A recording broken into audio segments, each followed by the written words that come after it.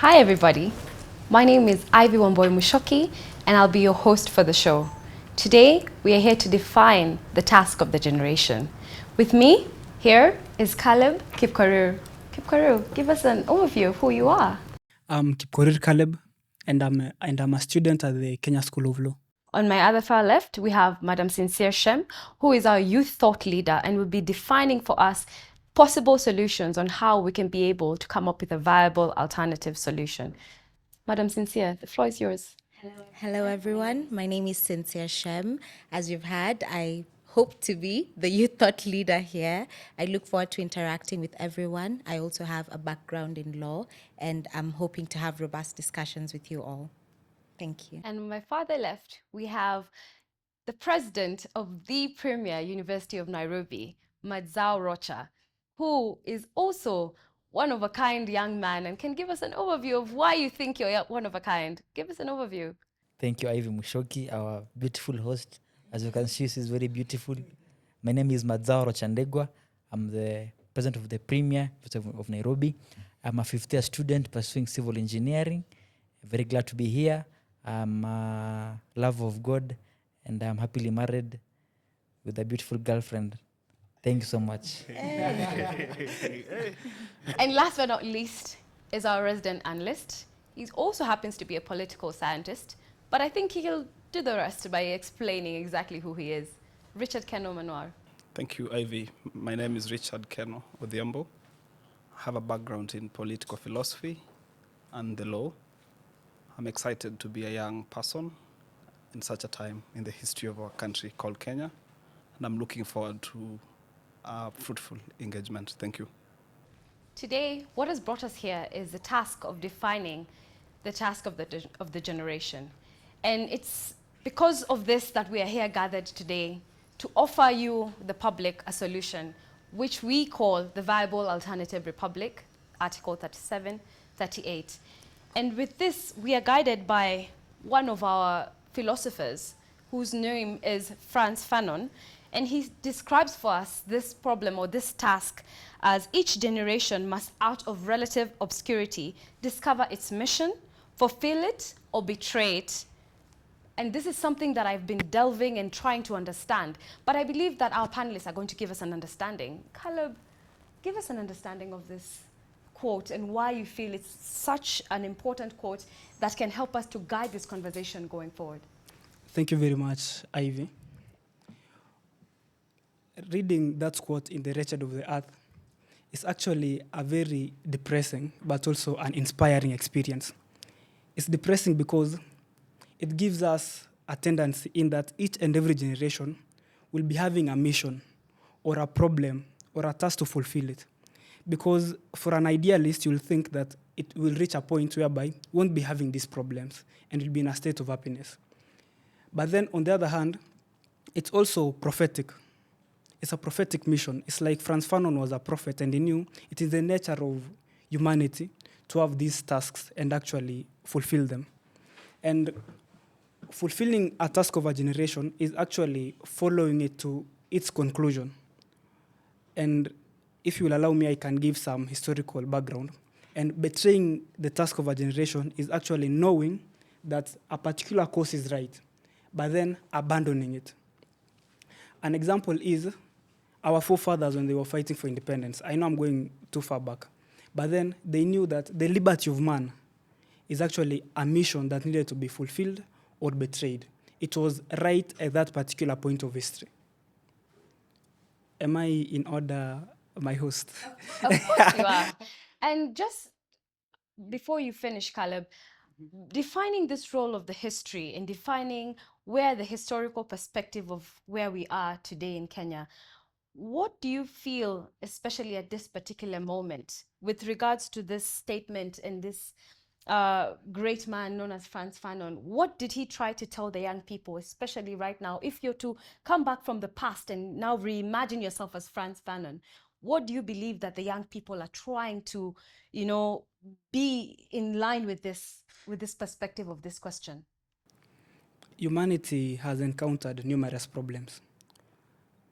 I think as an historian, I'll tell you some people discovered fire. the normal hit, it was actually a discovery in itself. Other people discovered, let's say, the aeroplanes, the Wright brothers.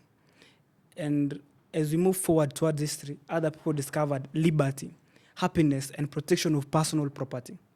Going forward, at independence, we reach a point whereby we discovered that personal freedom, and we said colonization is an evil to humanity. After that, we now needed to liberate ourselves from our tyrant kings or presidents. And that's why we have the Mutungas of this world with multipartism and everything. Coming to 2010, we have personal freedoms, which let's say it's actually enshrined in the Constitution. And that was the task of that generation. And here we are as a generation whereby we are saying, look, all these people have fought up to this point. They have secured these rights so that we can have a better society. In other economies, let's say globalization could be a task of a generation. That's why we have Facebook, let's say, across the globe, and even Google, and even, let's say, Facebook is Meta currently. And so, and in a futuristic sense, for example, when Elon Musk, I'm sorry I'm quoting white men, Elon Musk goes to, let's say, to the moon or to Mars, it's actually a task of, let's say, this generation. But then, since you are speaking in a Kenyan context, we now have a task of our generation. And I'll revert it back to you so that, let's say, other panelists can say what is our task, let's say, in their own perspective, and then they can revert it back to me, if you may, Ivy. Yeah, thank you so much, Caleb. From what I believe, from what Caleb is telling us, he's trying to define the task at hand. We are here today gathered to define the task of our generation today. Madzao, with regards to what Caleb has spoken today, I want you to give us a brief overview of the history of where we are today according to how we have defined our task today. Yes, thank you. I think Caleb has really done a good explanation of where we are currently, and also with our history. One Kenyan wise man once said that democracy is very expensive, and as a nation, we should be very ready to pay the heavy price for it. America is one of the countries that we all envision to be the best country with regards to the governance and democracy. But if you were to take a key look in it, it has taken over 200 years to reach where it is up to now. And up to now, they're still fighting for some of the small rights. Just the other day, we had the black freedom whereby Floyd was killed, and the youth in the country stood up against black rights violation. So even as a country, we are not an exemption to that. Because one, it is clear that growth should be essential everywhere. And even as a country, we are also growing democratically. And we can't just stay stagnant. And we are sure and we are all cognizant that, yes, we may not be where we are.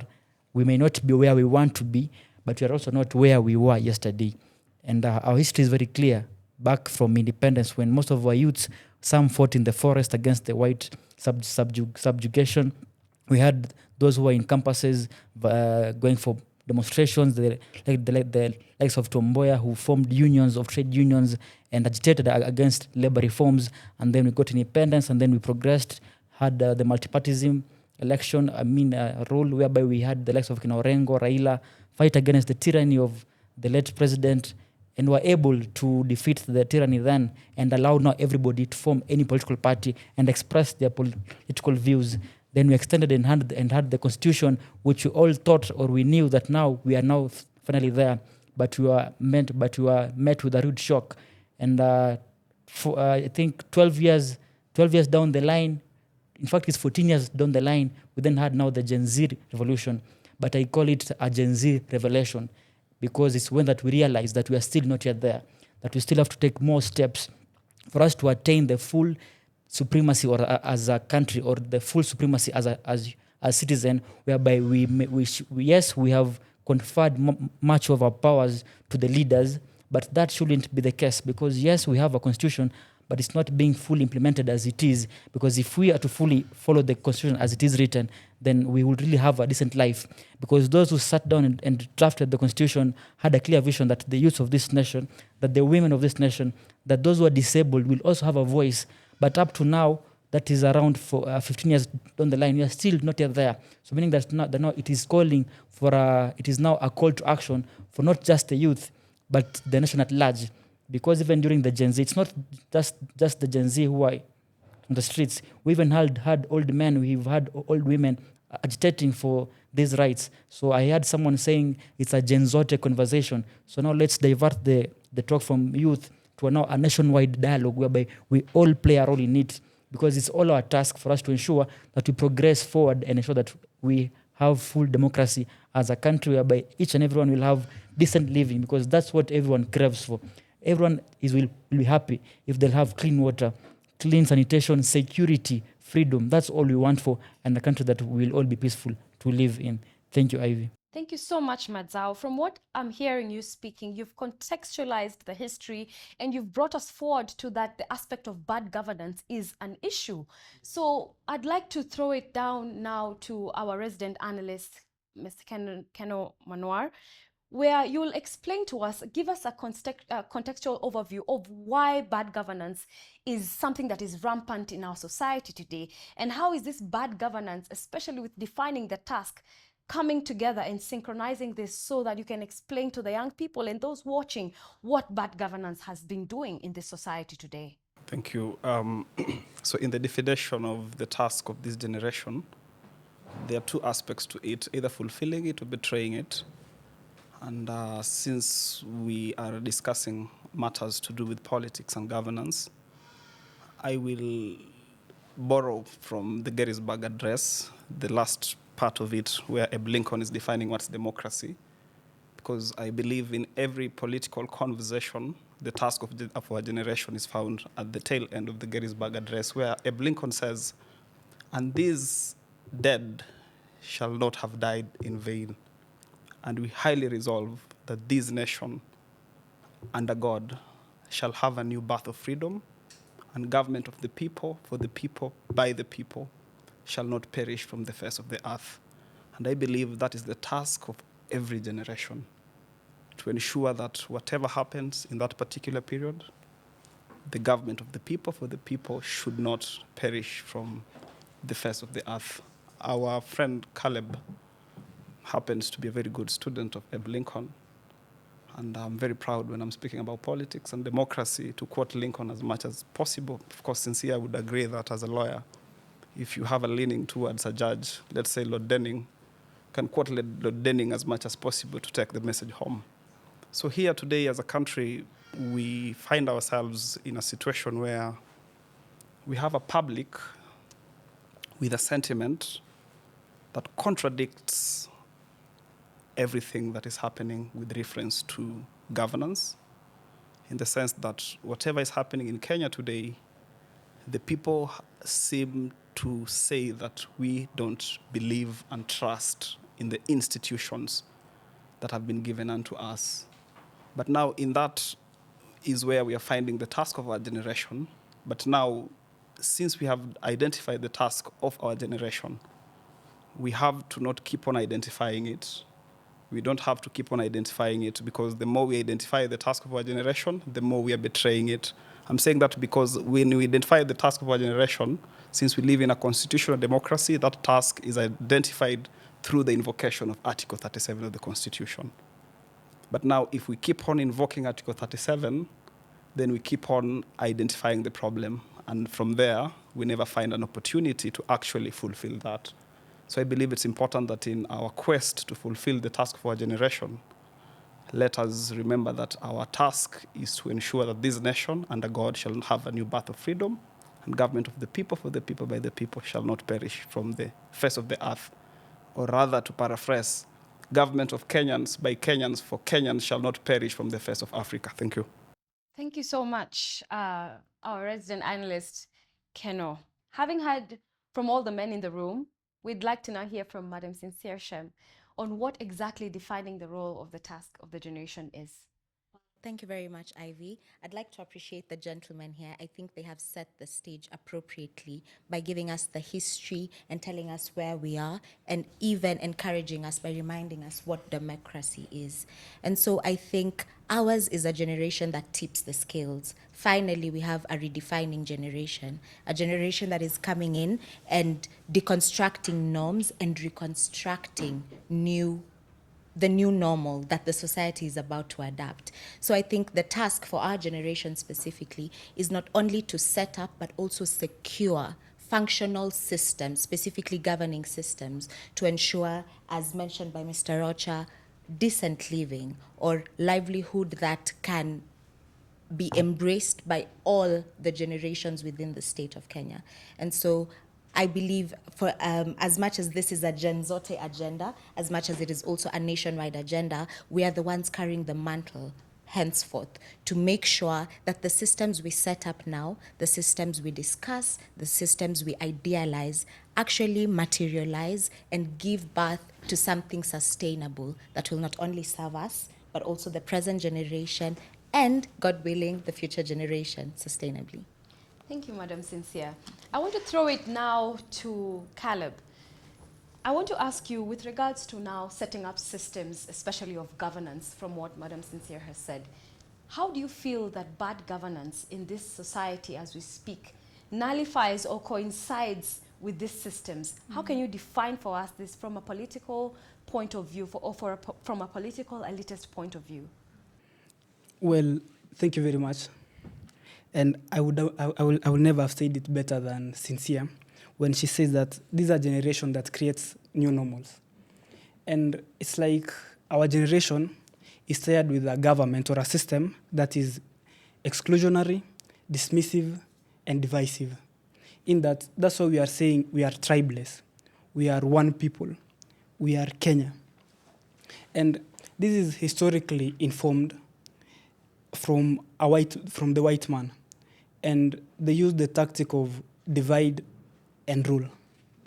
And we no longer want a government that perpetuates systems that exclude us, that dismisses us, and that divides us. Because at the end of the day, we become victims of all these.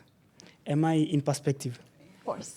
Well, and then going further, now that when you ask what are these systems, these are systems that, when you ask what are these systems that we are trying to dismantle, these are political systems that contradicts itself.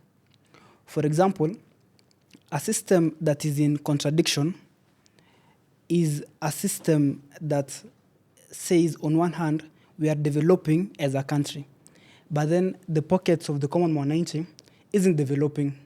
The opportunities for young people isn't developing. It's actually an insult to Isaac Newton's laws of motion, of cause and effect. In that, for every cause, we need an effect, an equal and opposite effect or reaction. And therefore, our people say that if you want to tell me that you are taking more taxes from me, demonstrate it to me through better services. We should not exist in a contradiction. If you are saying you are including me, what do you mean by this inclusion? Does it mean you are including political players, or it means you are including the voice of my grandmother, who actually feels that she should not go to the hospital and then she's directed elsewhere to buy medicine from a chemist? That is the contradiction that exists in our system from my own perspective.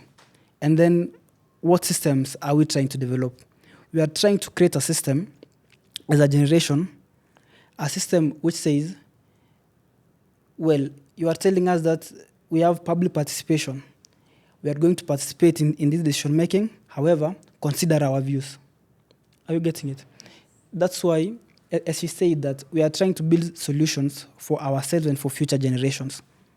The Constitution says that we give these constitutions to ourselves and to the future generations. And we are building on what other people have done. In that, these systems isn't necessarily for us. It's actually for us and for the future generations. And thank you very much. I hope I've answered your question. Thank you so much, Caleb. You've actually pointed out a very dynamic issue of political inclusion. And I want to throw it to Rocha and ask you maybe with regards to what is political inclusion? Define it into your own terms. Thank you for the question, our able host. Number one, when we term political inclusion is whereby everyone's views are taken into account and are heeded to, and everyone's voice has a meaning, and that we don't just segregate a people based on their numbers or based on their tribe or based on their gender or based on their age. And for a long time now, we have been battling three main diseases as a nation, that is poverty, ignorance, and I think tribalism, if you may correct me. And 6 years and more than 6 years down the line, we are still battling with these same problems. And it is a fact that it is the youth and women of this nation who are the most populous or who form a larger percentage of our population, but it is they that have been segregated in much of the involving of our nation. It is the youth that are being used to agitate, but when it comes to employment, they're being left out. It is the women that are being used by the politicians in harambes, given lessons and given small chamas, but when it comes to development, they're being left out. The disabled of our country don't have a voice, and even if it is in the constitution, they're not implementing it. And I think one mistake that we have done as a nation is conferring so much power to our leaders to an extent that it's like when you employ somebody and then he becomes more powerful than you who has employed him. You are feeding a snake that in the long runs eats you. That's what we are having now, and I think it's high time that we cut off these clips and at least we put a clear line between leadership and citizens, by people who will be willing to join politics are those who have a keen interest of solving problems of the nation, and not just those who have an interest of putting much money into their pockets. We are living in a country whereby if anyone who shows interest in politics, people already have a mindset that is there to enrich themselves. People have taken politics as a career instead of service to the nation. So I think that's what we need to draw first so that we can progress together as a good nation at large. Thank you, Madzao. If I may. Yes, you may. Well, you see, for political inclusion, it's like if I use the Jesus analogy of a leader. When a leader wants to include, let's say to exercise political inclusion, he looks down. Well, he looks he looks horizontally. For example, the president is down there, and then he looks horizontally. Who is this person? Who is this other person? Who is washing other people's feet? And then he looks at the side and he sees the leader of opposition, or the minority leader. And then he says, no, this is the minority leader. So the two of us, this is now inclusion. But then he doesn't look up vertically, whereby it's the country or the employer. And that's how it should actually be. When it talks about inclusion, it should not be inclusion of, let's say, politicians or of sects or of anything. It should be an inclusion from the people's perspective. And the people, I mean the citizens of this country. When the citizens come and tell you, we don't want A, we want B. As a leader, you should, let's say, adopt the God's ideology when Samuel was appointing a king. You should say, well, this is what you want, but then these are the implications. And then let's say you actually mediate on it so that you don't dismiss them. And so it's important to look at inclusion from both lenses. A leader should not just look at inclusion, let's say, horizontally by saying, who is this other leader to my left or to my right? You should look at it as from a vertical perspective, whereby I'm also looking at the people of Kenya. Am I including them in making these policies, in developing the development agendas and everything? Thank you very much. I yield. Thank you so much, Caleb. I'd like to throw it back to the resident analyst. We've talked about the Constitution. We've also talked about political inclusion. And with regards to the Constitution, Keno, we'd like to know, are there avenues in the 2010 Constitution for political inclusion? And if so, can you guide us towards how this amendment or how this Constitution is guiding us to the frame of mind that we are at today? Thank you so much. King Solomon says that there's nothing new under the sun. Of course, men love associating with Solomon for obvious reasons. I'm saying that because Winston Churchill says, the further back you see, the further ahead you can see. Just to put in perspective the fact that there's nothing new under the sun, and to bring the issue, and I would want to combine what Sincere and Ivy have said. Sincere talked about setting up secure functional systems that work. I'm saying that with reference to looking back, and I want us to look back to one of the founding fathers of democracy, Thomas Jefferson, so that we look as far back as possible. And Jefferson argues, and I agree with this argument, that governments are instituted by men, deriving their just power from the consent of the people towards the ends of right to life, liberty, and the protection of property. And when governments become destructive to these ends, it becomes the responsibility of the people to alter this government or destroy it altogether. So this government that we're having today, I want us to look at, because the young people in the last 1 year have tried to destroy this government, as Jefferson advised so many years ago. But it's proven impossible. Perhaps the reason why the young people wanted to destroy this government, because Jefferson is very clear, there are two options. When the government is not living as to its mandate to the people who gave it its just power, then it's either or. So we tried to invoke the first either, which was abolishing the government. It has failed. And perhaps we are abolishing the government because it was not inclusive enough. It's because the systems that were being set up was not allowing for us to secure ourselves and our future. But that has failed. So that comes to the next either, which is the alternative here, altering the government altogether. But remember, and it's fair for us to revert to the public statement by the president. The president has been asking the young people of this country to give him an alternative, so that he says, instead of abolishing the government, because this is not the government of the president, but it's the government of the people of Kenya, then he's saying, give me an alternative to this government. So perhaps I think, and this cannot be a one-person initiative, Ivy, for me to say what kind of government we should alter. But the question is there a genuine need for the people, or by the people, or from the people, for there to be an alteration of the government? And from what Sincere is saying, from what Kaleba said, from what Madzayo is saying, for sure there is a genuine need for us to change the government to allow for the inclusion. Having said that, it's important for us to understand and appreciate that there is what we call the life of a nation. And the life of a nation is not the same as the life of an individual. The life of a nation, if you go to the American, which is the archetype of democracy, for example, America could be said to have a life of 300 plus years. For Kenya, our life is said to be 60 plus years. So in the 60 plus years, because when we talk about the life of this nation, we have to ask, where is this nation predicated on? And the nation is predicated on a document called the Constitution. That is where you can read the life of a nation. So then the question is, if and when we read the life of this nation called Kenya, where, or let's look at it from the example of an X-ray.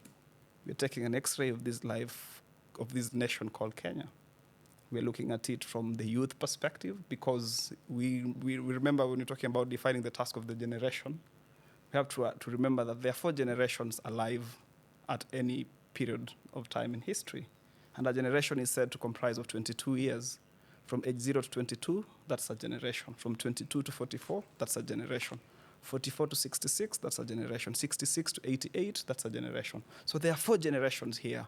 So can these 4 generations and ours, largely, which is 0 to 44, do an X-ray on this document called the Constitution and ask now, upon doing this document, how can we set up and secure functional systems that work?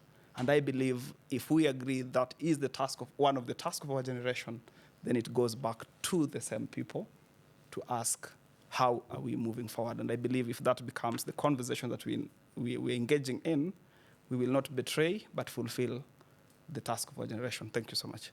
Thank you so much, Keno. Go ahead. Also, I think in the Constitution, there's a progressive realization of rights. And the thing that we're trying to introduce here is a viable alternative republic based off Article 37 and Article 38 of the Constitution, We have already exercised Article 37, which was our right to protest, when we took to the streets, when we tried to voice our opinions and to make sure that we were being heard. But then, like you pointed out in the beginning of this episode, it is important to bring this to a logical conclusion. And so our task, which part of it includes coming to a logical conclusion, then leads us to Article 38 of the Constitution, where we have our political rights being outlined.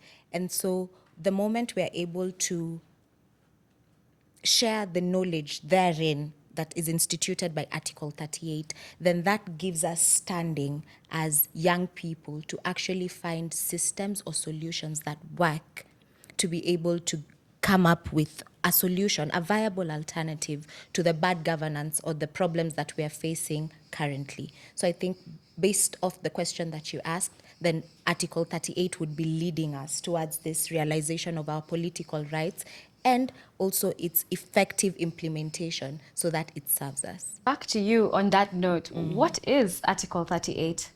So Article 38 is basically based on political rights, right?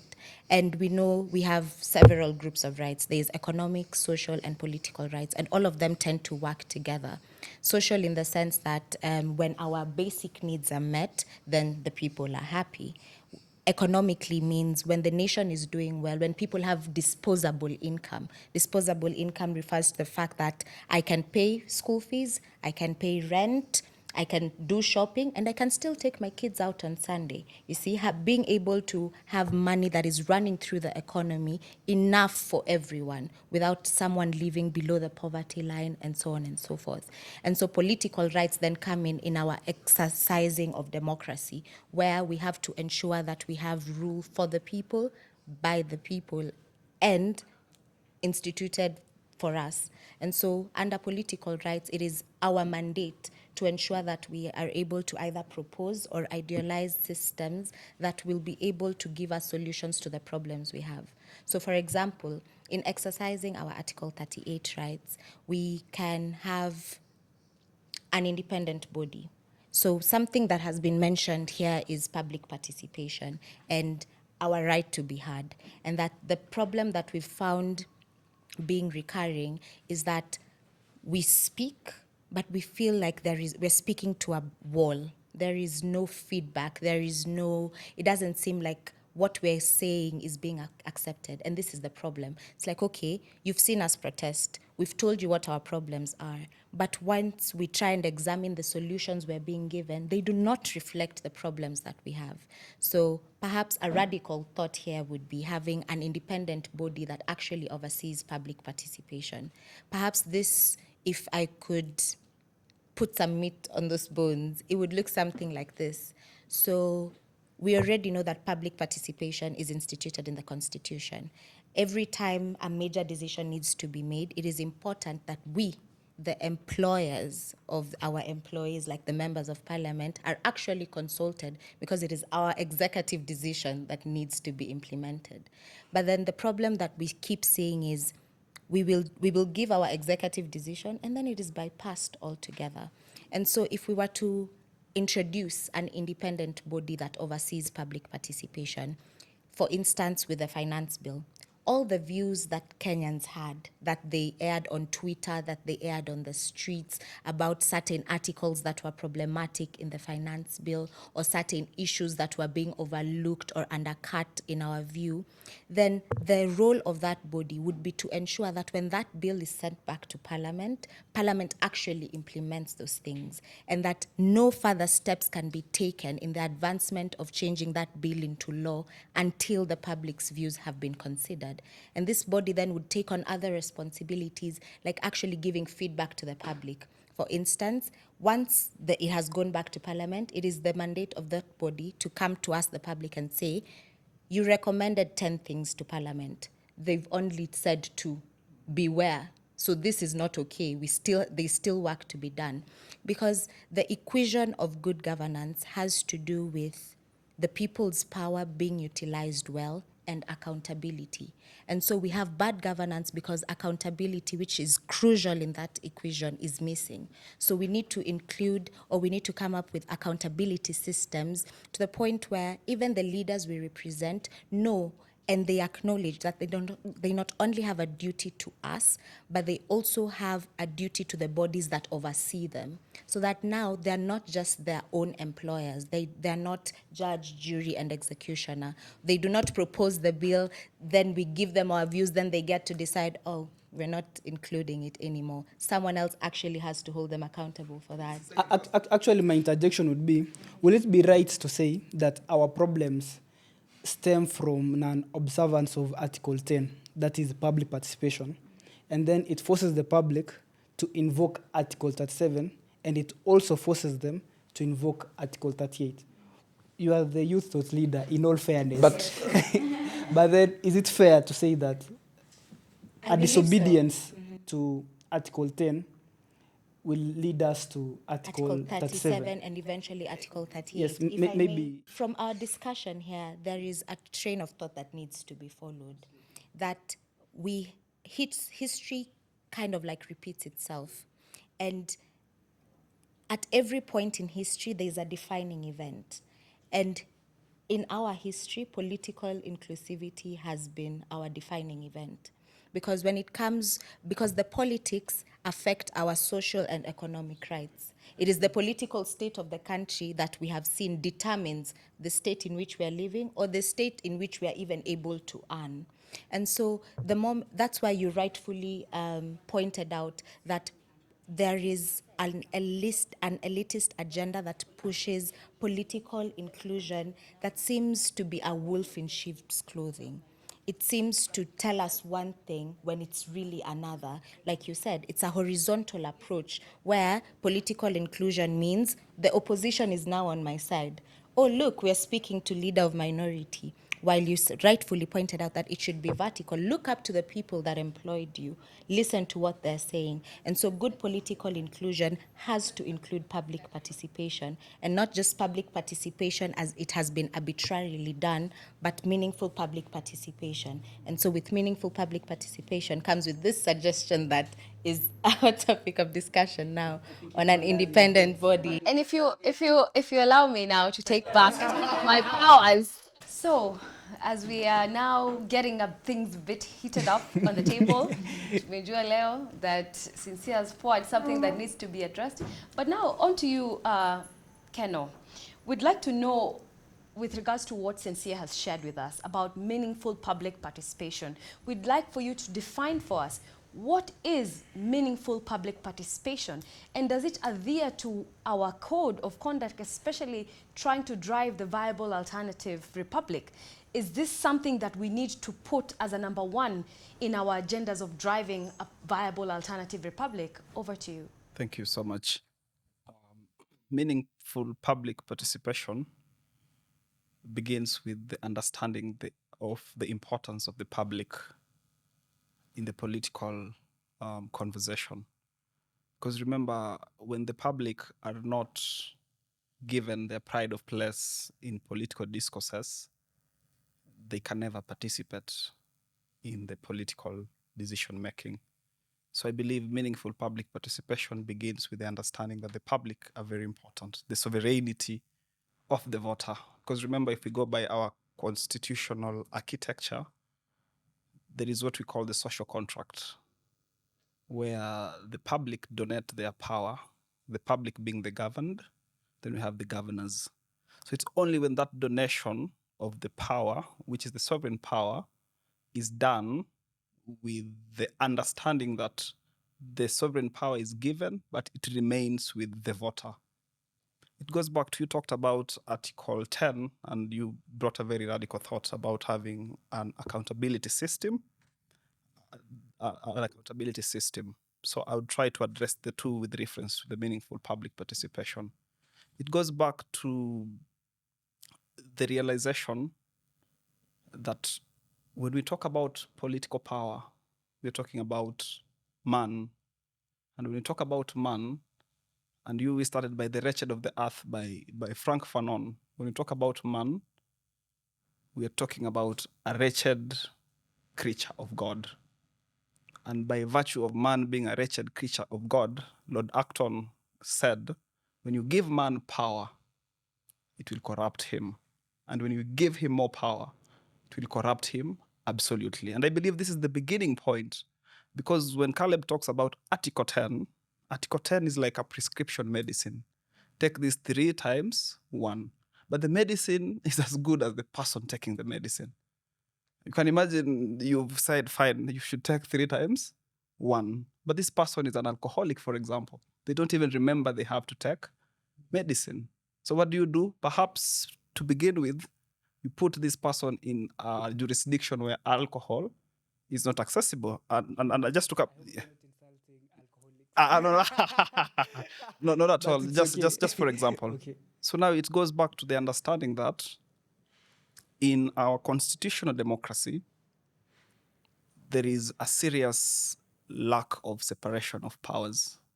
And when this happens, we have a very entrenched presidency, a very powerful president, a very compromised parliament, an almost non-existent executive.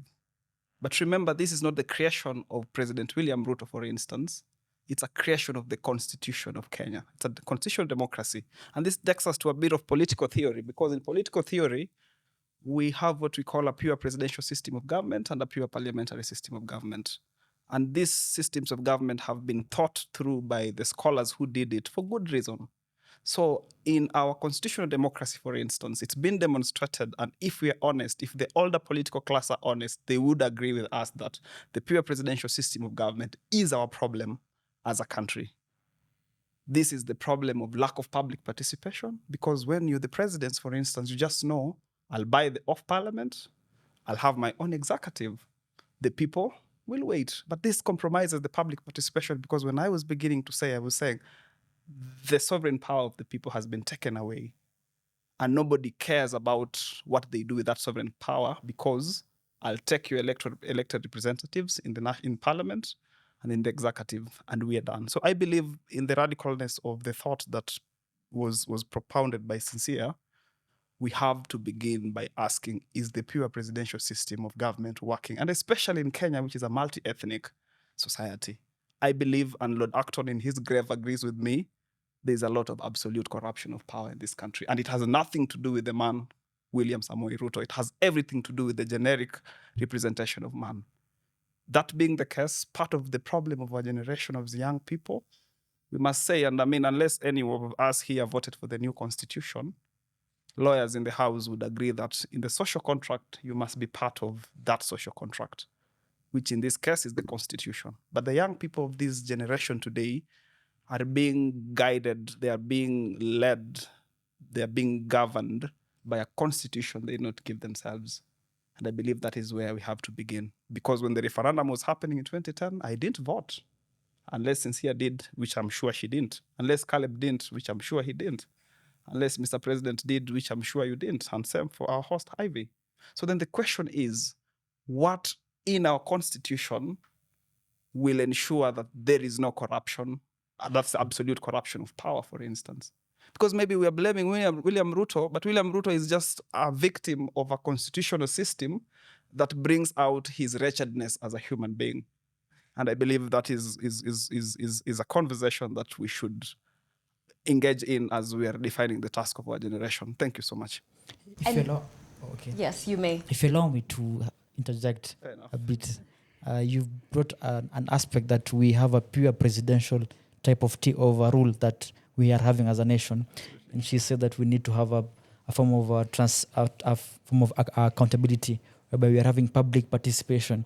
But you see, all your points are in a way are coming to it's true, but there is also some joining in a way, because you see, even in the constitution, they knew that will happen, and they brought some of and they brought some bit of whereby we'll be having independent bodies that will be overlooking the government.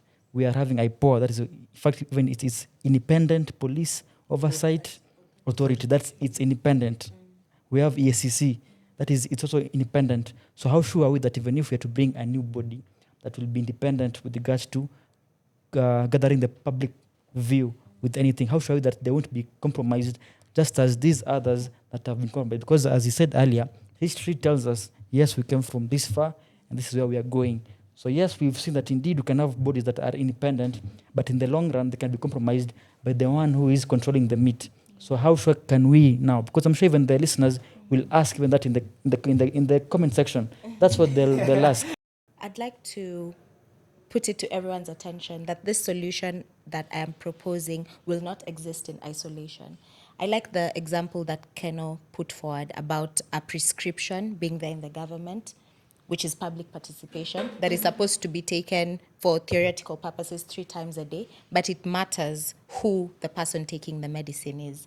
And even in his example, he mentioned, okay, there might be maybe a change of environment for this sick person so that they can take the prescription properly. So an example of that would be we're not just fixing or just putting an independent body there. We can also make sure that the people that get into power are scrutinized further or better. For example, the requirements to be a political leader, be it an MCA, be it a governor, are pretty straightforward as per the directive given by IEBC in 2022, the last time we had an election, right? And most of those things that are listed there, when it comes to practical implications, we do not apply them strictly. For example, not having any record or ethical issues that arise. But all the leaders we almost always elect actually go in with the most absurd of cases. Somebody's money is locked, somebody has corruption disputes, somebody's case is being investigated, and still they're allowed to vie for office. Still, they're allowed to campaign. Still, they're allowed to enter into the very office that they abused. Perhaps there should be an absolutist ban. You have a case in court, you can't vie. Wait for your conviction. If you're declared innocent, try again during the next run. If you're not, then you're bad for life. If you're sentenced to a crime, should we really be trusting you to lead us?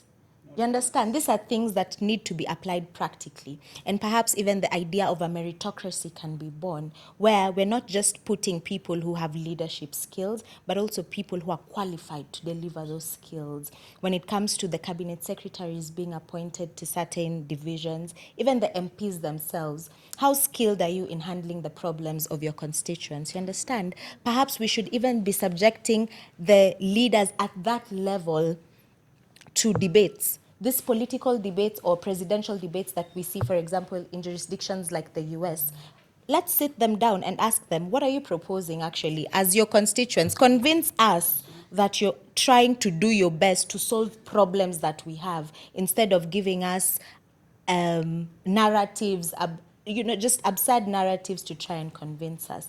The moment we're able to push our leaders, even before they get into office, then they will know that office is not to be joked with. And the moment they're in that office, there is an independent oversight body that is watching their every move, that perhaps should give us biannual reports. Every 2 years, they tell us, this leader promised you 10 things, he has done 2 of them. As constituents, we recommend that perhaps you shouldn't vote him in again because look at what he's doing. And that recommendation will be taken seriously by the public, because the problem that we tend to have is we speak out. The moment there is a bit of progression, no one reverts back to us to remind us that progress has been made. This is the issue. It is not brought back to our attention. And so the solutions that I'm proposing will not exist in isolation. It will be systemic and it will be deliberate so that every level of governance has been turned. Every stone will not be left unturned. And so the moment we start implementing those solutions bit by bit, then eventually we'll have a system that is working. Yeah, so let's keep that in mind, that the solutions will come and they will be interlinked. I believe that we actually now know why Madam Sincere is our youth thought leader. She has broken down things in a way that we actually want a viable alternative solutions to the problems that we have. Over to you, Keno, right of reply to Madam Sincere. Honestly, what can I sincerely say? I have nothing to say, but I endorse the position of our youth thought leader. And I'm excited to be part of this conversation. It will boil down to the conversation about rethinking, reimagining our social contract. Reimagining our social contract, because Charles Louis II and the Baron of Montesquieu brought in the idea of separation of powers, and for good reason. So now we will only have, and Mr. President, you talked about how will we have how will we trust the new independent body, for instance, when we already have pre-existing independent bodies, But now it goes back to there is no real independence of bodies when there is no real separation of powers, as propounded by the secondant, the Baron of Montesquieu. There is no real separation of powers in a pure presidential system. One of the downsides of a pure presidential system is actually the risk of breeding a dictator as a president. So for us to speak with hope, with prospect about independence of institutions, it begins with the independence of the three arms of government. That is where we need to begin. And a bit of history, and I'm sure the politicians who are part of these conversations are alive. Names I will withhold with no prejudice. It is said that in 2010, when there was clamor for the new constitution, which Kibaki had promised the politicians of that particular time, there were two drafts. And there was a lot of politics in context of our country at that particular time. We had a post-election violence in 2007. Now we are coming in 2010. So in 2010, a very prominent politician in this country who I admire greatly was convinced that it was his moment to be the president, and it's public record. So now we had two drafts of the constitution, what we call the Naivasha draft, which is largely called the politician's draft, which actually is the harbinger, which is of the 2010 constitution. And then we had a Bomas draft, which was pure presidential. But this gentleman thought he was going to be the president in 2013. And he was very afraid of being in a pure parliamentary system because he had seen how a prime minister from the Grand Coalition government was not really a wielder of real political power. But this person had a lot of influence in 2010. So what he did, he said, let's adopt the Naivasha draft, which is what gave us the 2010 constitution. But he knew in his heart of hearts that the best constitution that would guarantee separation of powers in a multi-ethnic society called Kenya was the Bomas draft, which suggested a pure parliamentary system. Fast forward, after the 2010 constitution with a pure presidential system, the imperial president demonstrated to the political class at that particular time that there was need for reforms, which of course they call a referendum. They tried in Okoa, Kenya, which they thought now we need to have a pure parliamentary system. It failed. We had a BBI, which was trying to reimagine the pure parliamentary system. It failed. And now we have NADCO, the same political players. But they know and they agree the only way Kenya will move forward is when we have clear separation of powers, and that cannot be attained in a pure presidential system. As I finish, William Samoei Ruto is a victim of a political constitutional order that naturally brings out his hunger for power. Thank you. And indeed, I believe that we are coming up with a viable alternative republic. And now we've already seen that we've defined the task of the generation. We've already come up with solutions. We've already analyzed and deep dived to reimagine and ensure that the systems that we have work for us. I'd like to ask Rocha and Caleb to give us maybe the last parting shot of what you feel we have discussed, especially with regards to the pure parliamentary system and the pure presidential system. Give us just your last remarks or your last overview, parting shot of exactly what you feel this discussion has done and what it's going to do for you going forward. Well, thank you very much, Ivy. After listening to Keno, I think he's pro-Ruto. I'm not insulting him. I actually have to say. No. Don't get it Or twisted. he's speaking about NADCO and all these things. But then we need to remember that all these conversations, as they start, it's like they're detached from me, the employer. I employ these guys. It's like it's their conversation. And when they push it without asking for our views, Kenyans will ask, is this really our immediate problem? Because their immediate problem is the economy. They want to see development in their pocket. Well, other than that, this is what I'm going to say. I will really love to quote my teacher, but then I'm not yet successful. And it's only fair when you are successful, you start citing your teachers. Otherwise, you might go wrong, alafu watu watasema, huyu jamaa alifunzwa na so and so. But then my teacher once told me this, that shida ya Wakenya ni tabia mbaya. Na it's only tabia mzuri that will solve our societal problems. Tabia mzuri in the sense that if you are an OCS, and you are issuing cash bail, you just do it well in all fairness. You don't ask for cuts. If you are the president and people tell you don't do this, just don't do it. Don't try playing a lot of sarakasi or anything. If you are, let's say in MCA, and if MCA has actually told you that this and this building cannot be constructed here due to environmental hazards, just don't do it. As a principle of tabia mzuri. And I can tell you that all these politicians, 95% of them, for them to reach where they are, they never stole from their parents. Like, ni tabia mbaya in our Kenyan society, kuibia mzazi pesa.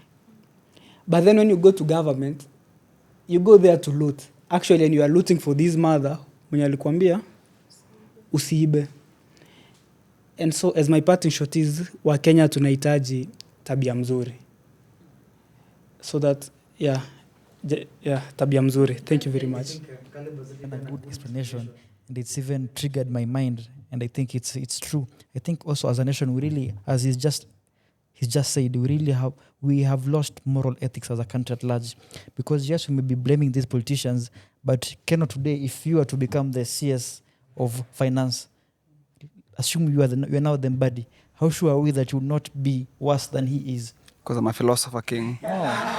Yes. So I think it's high time that as we blame the politicians, we also look into ourselves. Absolutely. And also change our values as a nation, Absolutely. as youth, so that even those kids who are coming up will be better than who we are.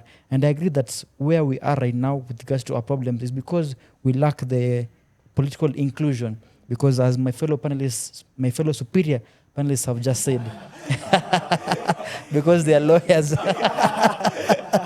Kizungu mingi.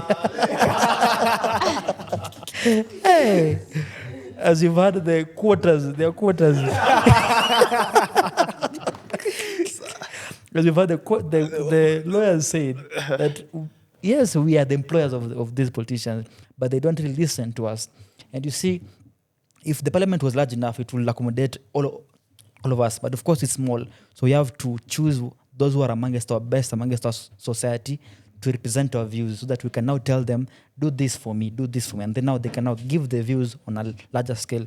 But of course, when 2020 to 24, it's when now it was clear that indeed they are operating on their own volition, that they don't listen to us, because the whole public was saying this finance bill is not for us, that we don't want it, but they still voted against our wish. And even the president himself, he was even on a cause saying that this bill will pass by rain, by sunshine, meaning they don't listen to our views. So I think it's high time that we indeed have a government whereby it is our views that are being listened to, that are being adhered to.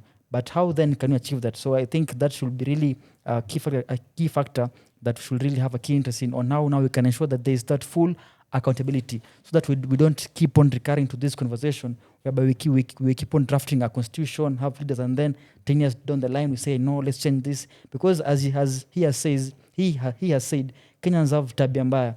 And I think that draft itself is very good, but people can twist it to suit it to their own advantage. So let's ensure that at least with the new VAR, as our host is saying, that we now have a new government that won't be able to be twisting the draft or the constitution to suit them, but it should be suiting us. So meaning we should not transfer full powers to them. That's all I can say, and I'm very grateful, and I'm going out feeling wiser.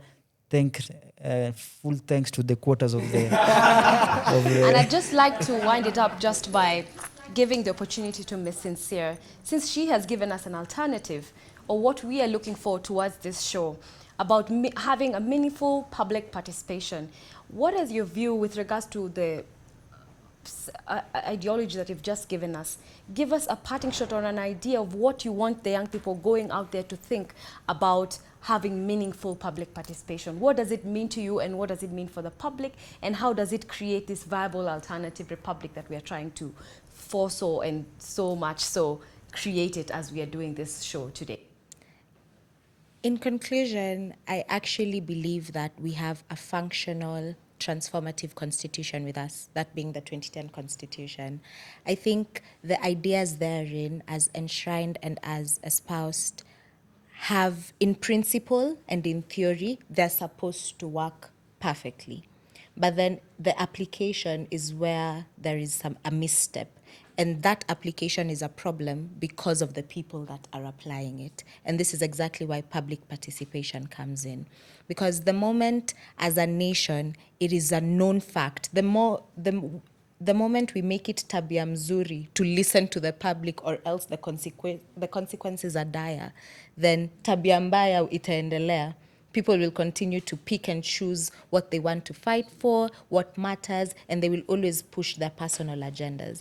And that's why we have to ensure that even our leaders, at the back of their mind, they need to know that henceforth, in this generation, the one that is functional, the one that can vote in presidents, the one that looks at who is representing them in parliament, in this generation, accountability is top tier. And if you're not doing what you said you will do, then you go home. Because then you do not deserve to represent us, and you do not deserve to stand and make us believe that you're advancing our agenda when it is your own. And perhaps going forward, even in further episodes, we'll be able to now go into the nitty-gritties of what that system would look like. How far can it stretch? What will its powers be?